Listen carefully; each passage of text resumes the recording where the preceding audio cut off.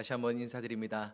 무더운 여름을 뚫고 우리 주님을 사모하는 마음으로 이곳에 나오신 모든 예배자분들 주님의 이름으로 축복합니다.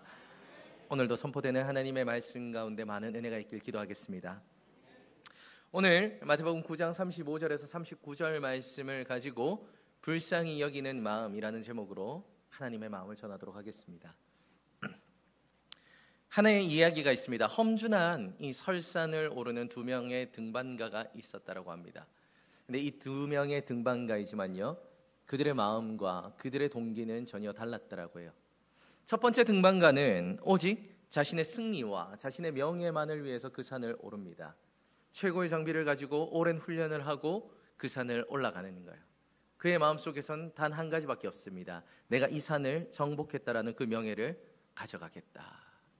근데 두 번째 등반가는 똑같은 산을 오르지만 그 마음의 동기가 조금 다릅니다. 그 등반가에게는요, 아픈 딸이 하나 있었는데 이 산 끝에만 핀다는 그 전설의 약초가 이 딸을 혹시 살릴지도 모른다라는 그 희망을 가지고 이 두 번째 등반가는 그 산을 오르게 되죠. 그렇게 중턱쯤 올랐을 때 거센 눈보라가 몰아칩니다. 바람이 불어오고요, 앞길이 보이지 않죠. 산에서 이런 눈보라를 마주쳐 보신 분은 알겠지만요, 정말 대책이 없죠. 답이 없습니다. 올라가자니 답이 없고 내려가는 것도 길이 보이지가 않죠. 어떻게 할까 고민하는 그 와중에 첫 번째 등반가는요, 포기를 선언합니다. 그래도 내가 내려가야지. 내가 설마 이 승리, 명예 때문에 내 목숨을 걸 수는 없다. 내가 여기서 포기해야 되겠다. 하지만요, 두 번째 등반가는 포기할 수가 없죠. 왜냐하면 그 사람에게 있어서 이 등반은 자신의 딸의 생명이 달려있는 그 희망과도 같은 것이었기 때문입니다. 그러니 두 번째 등반가는 계속해서 초인적인 힘을 발휘하여서 그 산을 정복하고 또 정복합니다. 이 짧은 이야기를 통해서 우리가 알 수 있는 것은 무엇입니까? 우리가 어떤 일을 함에 있어서 그 마음의 동기, 그 마음의 중심이 얼마나 중요한가라는 것을 우리는요, 알게 되더라는 거죠. 그리고 바로 이 지점에서 우리는 한 가지의 질문을 우리 안에 떠올려 보길 소망합니다. 우리가 준비하고 우리가 또 나아가고 있는 이 뉴 패밀리 초청 전도 축제, 우리는 어떤 마음으로 준비하고 있는가? 어떤 동기로 어떻게 나아가고 있는가라는 질문입니다. 그리고 이 질문에 대한 대답이 오늘 본문에 기록되어 있습니다. 오늘 본문의 말씀이 이렇게 시작합니다. 35절의 말씀을 우리가 함께 받겠습니다. 예수님께서 모든 도시와 마을에 두루 다니사 그들의 회당에서 가르치시며 천국 복음을 전파하시며 모든 병과 모든 약한 것을 고치시니라. 아멘. 그렇습니다. 우리가 짧은 한 절을 읽었지만 이것이 예수님의 사역의 전부이셨어요. 사랑하는 성도님, 예수님은 하나님이십니다. 믿으십니까? 예수님은 하나님이세요. 그렇기에 그분은요, 삼위일체로 완전하신 분입니다. 부족함이 없으신 분이에요. 그분이 거하고 있는 하나님의 나라는요, 말할 수 없는 기쁨과 아름다움과 평안이 가득한, 우리가 상상조차 할 수 없는 그 아름다운 나라가 예수님이 거하시는 하나님의 나라였습니다. 예수님은요, 바로 그곳에 계셨어요. 그런데 예수님은 2000년 전 그 모든 것들을 버리고 이 땅에 내려오십니다. 지극히 높은 곳에 계시던 하나님께서 지극히 낮은 인간이 되신 겁니다. 그리고 오늘 우리가 읽었던 것처럼 회당에서 하나님의 말씀을 가르치시고 복음을 전파하시며 약한 자들을 고치시고 하나님의 나라를 세워 가셨습니다. 도대체 왜 그러셨을까? 우리가 이 시간요, 진심으로 그 마음에 질문을 한번 던져봅시다. 예수님의 이 선택이 정말 이해가 가십니까? 제가 예전에 한 재밌는 이야기를 들었는데요, 한 청년이 사회생활을 어느 정도 하다 보니까 이제 한 가지 마음을 먹었는데, 그게 바로 뭐냐면 이 출퇴근용 차량을 한 대 구매해야 되겠다라는 생각이었어요. 그러니 알아보다가 가장 만만한 게 뭐냐면 우리나라에서 제일 많이 팔렸던 차가 이제 아반떼죠. 아반떼를 한 대 사봐야겠다. 2천만 원 한 초반 정도 하면 중급으로 살 수 있습니다. 아반떼 이제 신차를 뽑으려고 이제 대리점을 갔는데, 가보신 분들은 알아요. 아반떼를 구매하면은 매니저가 뭘 이제 추천하죠? 한 급, 두 급 높은 것들을 추천하기 시작해요. 그 매니저가 이렇게 얘기를 하는 거예요. 보시니까 버는 것도 어느 정도 버는 것 같은데 아반떼 사면 또 몇 년 후에 바꿔야 됩니다. 차 한 대 사면 오래 타는데 이왕 타는 거 그랜저를 사시죠. 이렇게 된 거예요. 이 성경이 또 혹하는 거죠. 그랜저? 한번 타볼 수 있습니까? 얼마든지 타보라고. 키를 받고 이 마을을 한 바퀴 도는데 야, 기가 막히더라는 거예요. 아반떼하고는 비교가 안 된다는 겁니다. 그 승차감과 그 실내의 쾌적함과 이 모든 것들이 자신의 마음을 사로잡는데 한번 타고 보니까 마음이 먹어지는 거예요. 그랜저를 사야겠다. 그래, 10년 타면 되지. 내가 부족할 게 뭐냐고 그랜저를 타자. 마음을 먹었어요. 근데 그러자 이제 주변의 친구들이 난리가 났어요. 야, 그랜저 신품으로 살 돈이면 조금만 더 하면은 BMW 중고를 살 수 있는데, 야, 그게 얼마나 좋은데, 야, 굳이 신차 고집할 필요 없다. 너 첫 차면 이리 받고 저리 박을 수도 있는데 이왕 사는 거 BMW로 가라. 자, 이 친구가 어떻게 했을까요? 또 타보는 거예요. BMW를 가지고 있는 친구의 차를 타보니까 야, 이건 또 그랜저랑 비교가 할 수 없는 거예요. 그 정숙성과 그 운전성이 말할 수 없이 좋아진 거죠. 그리고 딱 내렸는데 고민이 되는 겁니다. 아반떼가 얼마라고요? 2천만 원 초반이에요. 근데 BMW 중고를 살려고 하니까 7천만 원 중반입니다. 5천만 원이 불었어요. 자, 그러면 보통 생각하면은 뭘 사야 되나요? 아반떼를 사야죠. 아반떼가 맞습니다. 그런데 한번 경험해본 이 경험이 무서운 거예요. 못 내려놓는 거예요. 눈을 감으면 BMW 마크가 지나가는 겁니다. 동그란 것만 봐도 그 BMW 마크가 보이는 거예요. 한 일주일 동안 앓다가 결국 BMW를 샀다는 그 얘기를 제가 듣습니다. 제가 한 명의 예를 들었지만요, 사실 이건 모두가 공감하는 이야기예요. 우리들의 이야기인 거예요. 넓은 평수에 살던 사람이 갑자기 작은 집에 살 수 없어요. 또 하나의 재미있는 이야기가 뭐냐면 어떤 권사님입니다. 돈이 많은 권사님이었는데 집이 좁아서 너무 힘들다고, 이제 남편이 돌아가시고 혼자 살게 돼서 이사를 했는데 집이 좁아서 너무 살기 힘들다 했는데 알아보니까 그 집이 100평이더라고요. 원래 150평에 사셨어요. 그런데 150평에 살다가 100평으로 오니까 이게 좁다라고 느끼는 거예요. 우리는 도저히 이해할 수 없는 시대죠. 근데 그게 사람이에요. 한번 경험해 보면요, 내려놓는 게 쉽지가 않은 거예요. 손에 있는 거 놓는 게 그렇게 힘들더라는 거예요. 정치인들이 죽어라 싸우는 이유가 무엇입니까? 한번 올라가 봤으니까, 누려봤으니까, 천하를 호령해 봤으니까 이거 못 놓는 겁니다. 그러니까 박이 터져라 싸우는 거죠. 그렇습니다. 그런데요, 예수님은 하늘을 버리셨어요. 천국을 버리셨습니다. 모든 것을 내려놓으시고 이 땅에 내려놓으신 거죠. 온 우주를 다스리시던 전능자가 이제 초라하고 비루한 하나의 인간의 몸에 갇히게 된 겁니다. 우리는 손에 집 몇만 원도 놓기 힘든데 예수님은 그 모든 것들을 내려놓으셨다는 거예요. 도대체 어떻게 그럴 수 있으셨을까? 그 예수님의 마음이 36절에 이렇게 기록되어 있습니다. 우리가 함께 봤습니다. 무리를 보시고 불쌍히 여기시니 이는 그들이 목자 없는 양과 같이 고생하며 기진함이라. 아멘. 제가 성경을 읽을 때마다 가장 깊은 숨을 내쉬며 또 가장 오랫동안 묵상하는 구절 가운데 하나가 바로 오늘 이 부분이에요. 무리를 보시며 불쌍히 여기셨다. 사랑하는 성도님, 이것이 우리를 향한 예수님의 마음임을 믿으시길 바랍니다. 여기서 예수님이 불쌍히 여기셨다는 건 아이고 안 됐네, 어떻게 하면 좋노 정도의 마음이 아니라는 거예요. 원어로 보면 무엇입니까? 스플랑크논, 그 창자가 꼬이는 것 같은 아픔, 심장을 쥐어짜는 것만도 같은 아픔, 정말 죽을 것만도 같은 그 고통을 느끼셨다는 거예요. 왜? 우리가 목자 없는 양처럼 살아가고 있었기 때문입니다. 자, 목자 없는 양들의 특징이 무엇입니까? 어디로 가야 될지 길을 알려주는 목자의 음성이 없으니 양들은 눈에 보이는 대로 쫓아가는 거예요. 그러다 보면 구덩이에 걸려서 넘어져서 생채기를 잊기도 하고, 또 때로는 외진대로 무리를 이탈하여서 사자의 밥이 되기도 합니다.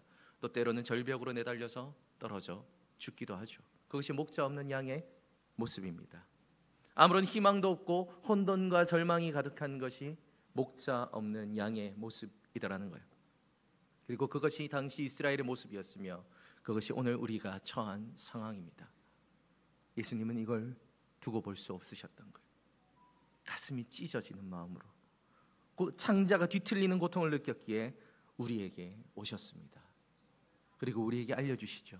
하나님의 나라가 얼마나 기쁜 것이며 하나님의 자녀가 되는 것이 얼마나 행복한 것이며 부활의 소망이 얼마나 희망인 것이. 할렐루야. 예수님은 그걸 알려주셨다는 거예요. 제가 참 감사한 것은요, 제가 이 예수님의 마음을 아주 짧게나마 경험해 본 적이 있었다라는 거예요. 그 기억 가운데 가장 오랜 기억을 한번 더듬어 보면 그때는 제가 유치원 때였을 것 같습니다. 그 유치원 때 저는 이 평리동에 있는 달서교회라는 곳을 다녔는데 당시 저에게는 한 가지 루틴이 있었어요. 달서교회 유치부 예배는 오전 9시였거든요. 오전 9시 예배를 딱 드리면 10시쯤 끝이 납니다. 그럼 저는 뭘 하냐면 쪼로로로로 그대로 대예배당으로 쫓아가요. 예배가 드려지고 있죠. 오전 예배가.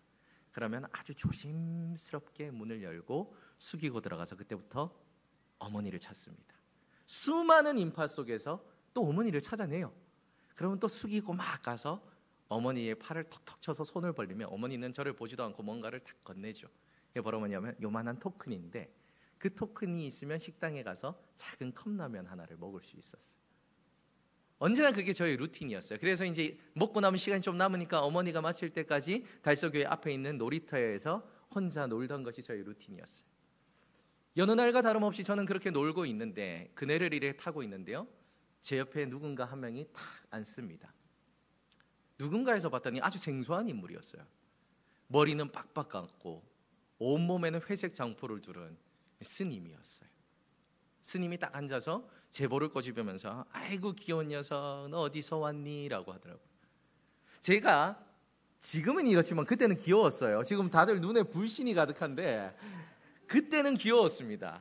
그러니까 진짜 그래서 아이고 이 귀여운 녀석 어디서 왔니? 라고 얘기를 하는 겁니다.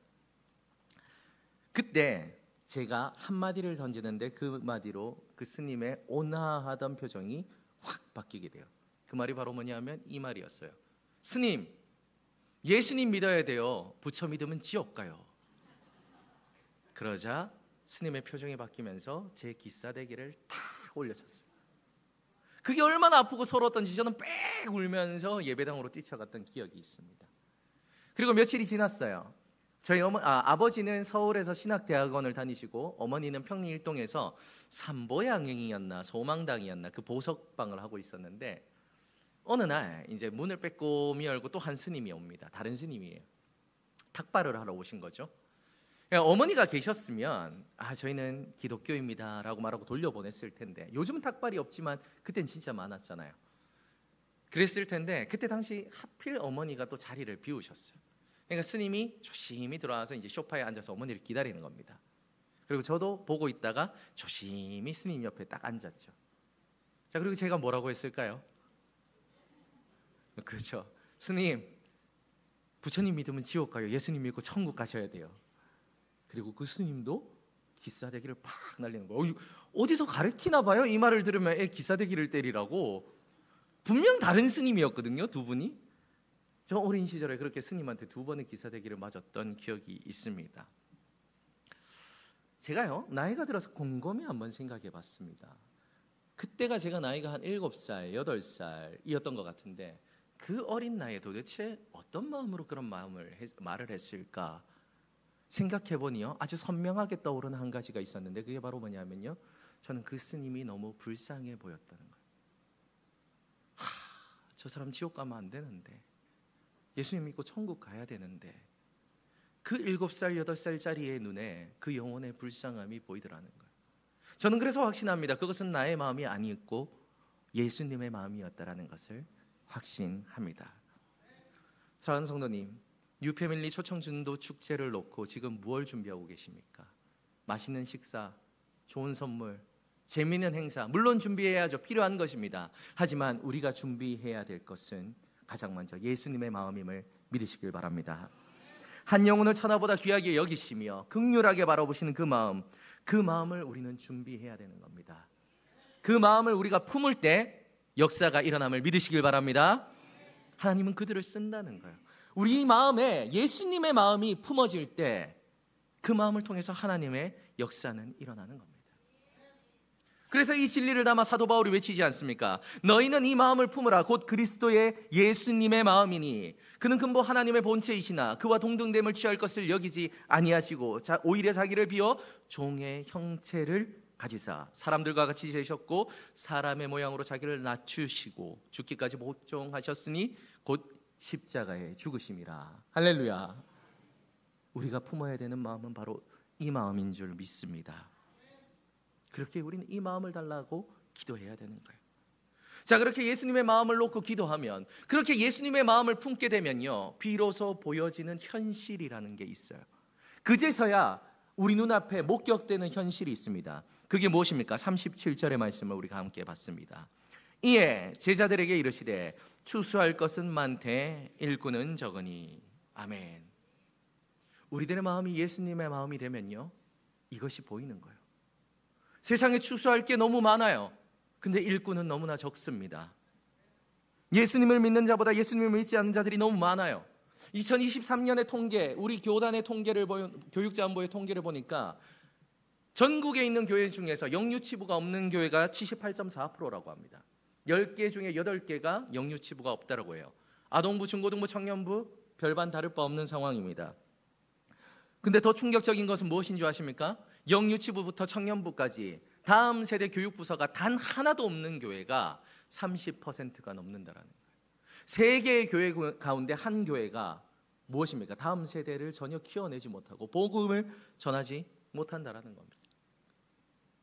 이것이 단순히 인구가 기하급수적으로 줄었기 때문에 일어나는 문제입니까? 통계를 보니 그런 것 같지도 않습니다. 1990년대 우리나라 인구는요, 대략 4,300만 명이었습니다. 그리고 재작년에 우리나라 인구의 통계를 보면요, 5,200만 명입니다. 대략 9천만 명이 오히려 늘어났죠. 하지만 기독교인은 줄어갔습니다. 전 세계는 어떨까요? 이거는 비단 한국만의 문제가 아니죠. 1990년대 기준으로 전 세계 인구는 53억 명이었습니다. 그런데 2023년 기준으로 이 인구는 28억 명 가까이가 늘어서 이제 80억이 넘어가고 있습니다.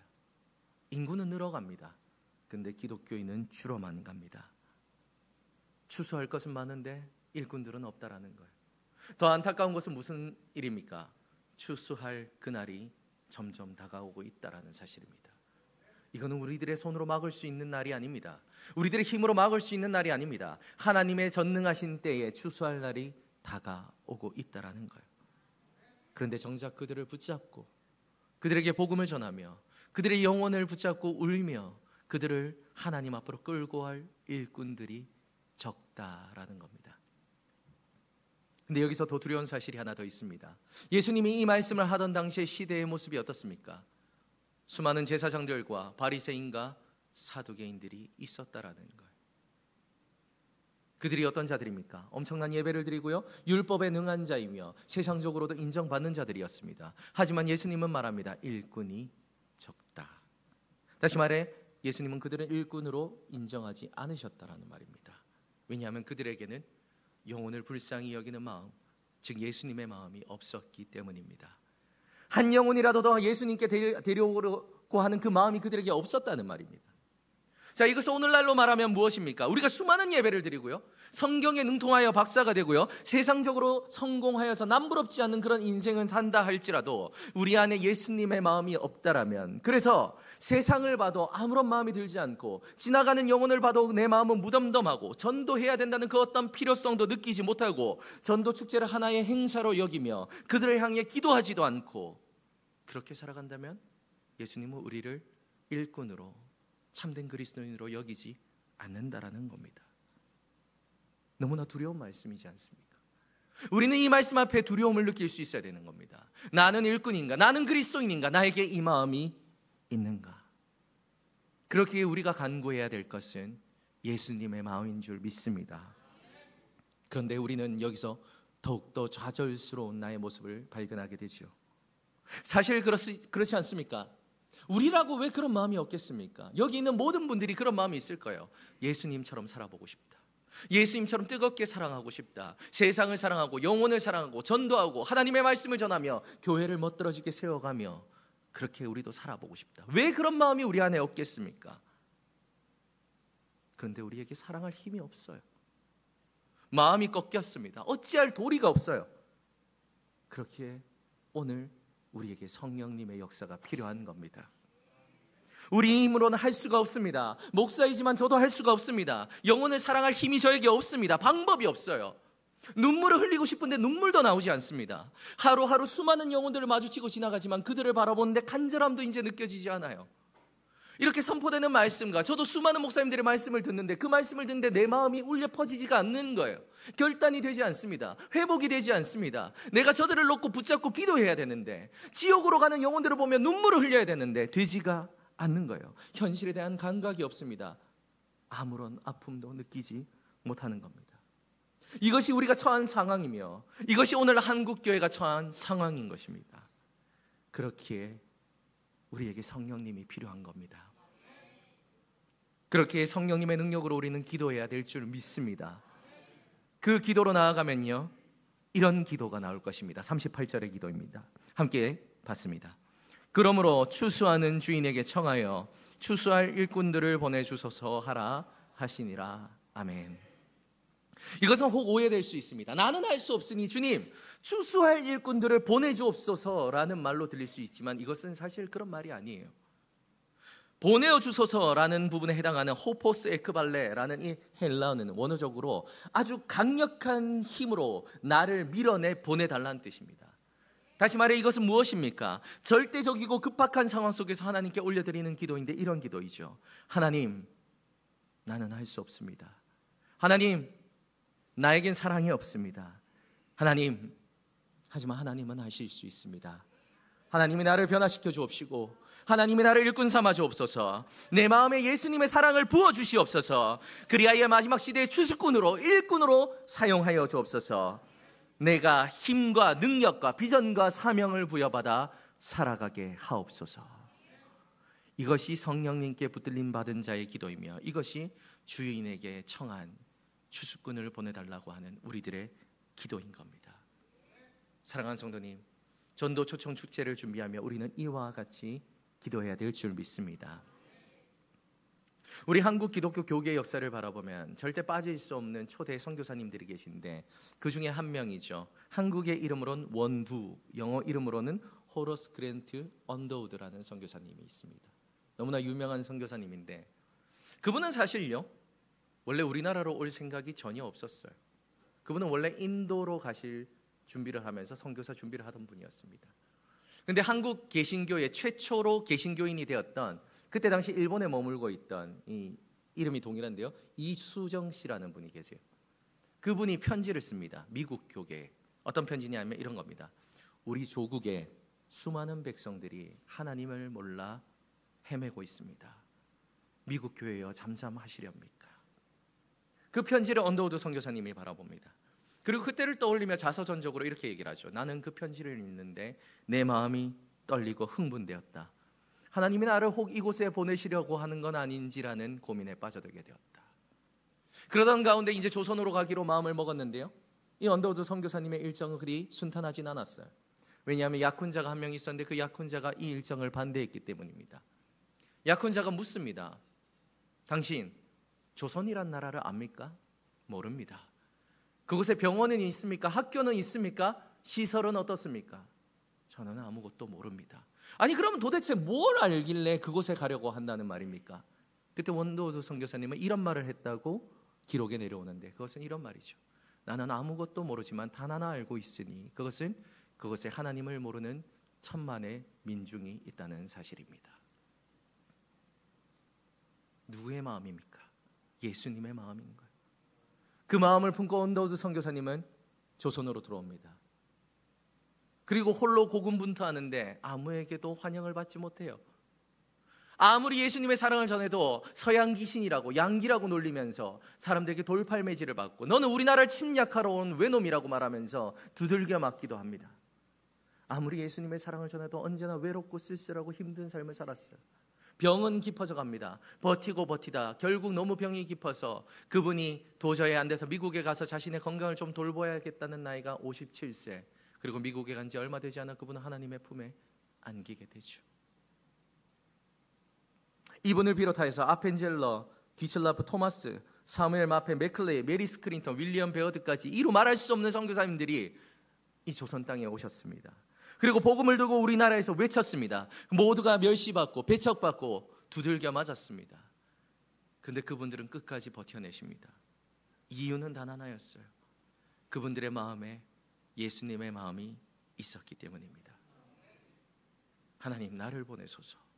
추수할 것은 많은데 일꾼이 없습니다. 제가 가겠습니다. 나를 보내어 주시옵소서. 이것이 그분들의 기도였고, 그 기도와 그 마음을 통하여 한국은 놀라운 하나님의 은혜의 역사를 맞이한 줄 믿습니다. 사도행전에 기록된 것처럼 수많은 인파들이 하나님 앞에 돌아오게 됩니다. 세계 최고의 빈민국이었던 우리나라가 이제 하나님의 은혜와 붙들림 가운데 선진국의 반열에 들어가게 되고, 세계 제2의 선교를 보내는 강국, 선교 강국이 되게 됩니다. 이 모든 것이 어떤 데서 시작된 겁니까? 예수님의 마음을 품었던 그 몇몇의 선교사님들의 헌신을 통해 일어났던 하나님의 놀라운 은혜였습니다. 사랑하는 성도님, 이제 그 사명이 우리의 손에 주어져 있습니다. 저는 이 제5차 초청 전도축제가 하나의 행사로 끝나지 않길 소망합니다. 이것은 우리에게 사명이자 우리에게 비전이자 하나님의 준엄한 명령임을 믿습니다. 그렇게 우리는 기도해야 됩니다. 주님, 주님의 마음을 부어 주시옵소서. 그리고 우리에게 힘을 달라고 간구해야 됩니다. 가서 가르쳐 지키게 하라 하셨으니 예수님, 우리에게 그와 같은 능력을 주시옵소서. 그러면 예수님의 말씀이 우리에게 이루어질 겁니다. 가서 가르쳐 지키게 하라. 그리하면 볼지어다 세상 끝날까지 내가 너희와 항상 함께하리라. 할렐루야. 우리가 한 영혼을 가슴에 품고 그 영혼을 사랑하며 그들에게 복음을 전하기로 결단하는 바로 그 순간 주님은 우리와 함께 하십니다. 그러면 우리는요, 전도하며 천국의 기쁨을 누리게 될 겁니다. 전도하며 그곳에 하나님의 나라가 세워지는 것을 보게 될 것입니다. 전도하며 그곳에 하나님의 손길을 바라보게 될 것입니다. 그것이 우리 그리스도인들이 살아가는 방식이며, 우리 그리스도인들이 이 땅에 하나님의 역사를 드러내는 방식이며, 그런 우리들의 헌신을 통하여 하나님의 나라는 이 땅에 세워질 줄 믿습니다. 우리가 꿈을 꿉시다. 우리가 비전을 바라봅시다. 우리가 이 모든 초청전도 축제가 끝나는 그 순간 이 교회는 천국으로 변할 줄 믿습니다. 우리가 그와 같은 마음을 담아서 이 시간 기도하며 나아갑시다. 주님,